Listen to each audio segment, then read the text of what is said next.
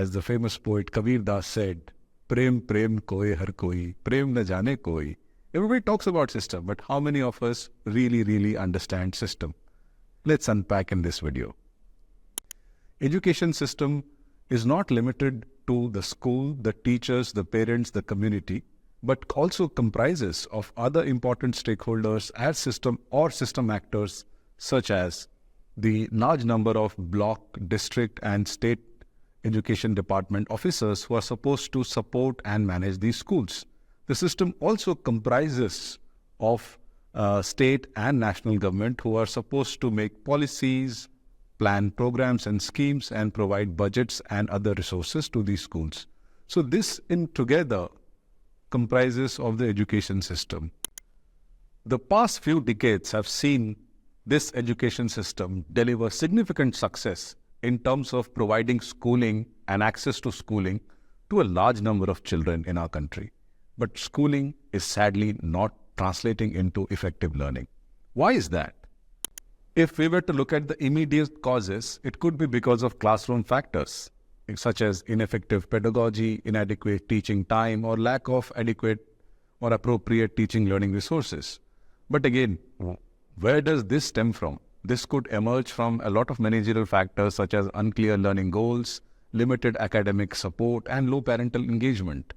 Further, this could be because of structural constraints such as lack of clear policies and priorities for learning, poor capacity of the system, and inadequate budgets behind these. In order to truly address the learning crisis, we have to address the challenges at all these levels. This is where the system thinking comes in, that pushes us to look beyond the immediate symptoms and diagnose the root causes of the problems before starting to solve for them. A system at any point of time is delivering what it is supposed to or designed to deliver. So our national and state education systems currently are aligned to and delivering an important part of our priorities, that is, to provide equitable access to schools. But there is an urgent need to move beyond access and process compliance and prioritize learning. Our policymakers have made a great start with the National Education Policy, which prioritizes learning disproportionately, and particularly the foundational learning. Governments now have to set high goals and targets for learning and allocate greater financial and other resources such as teaching learning materials, adequate number of teachers for every grade, and so on. Education departments have to support the schools and teachers through effective curricula, training, capacity building, and academic support. State and district officers have to continuously seek and review information on student learning, which will signal to the schools and teachers that this is the priority.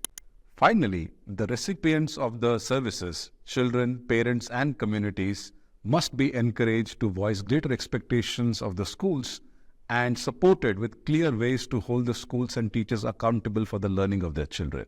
This will move the system from currently being aligned to access and schooling to being completely coherent for learning, which is actually the raison d'etre for the school education system.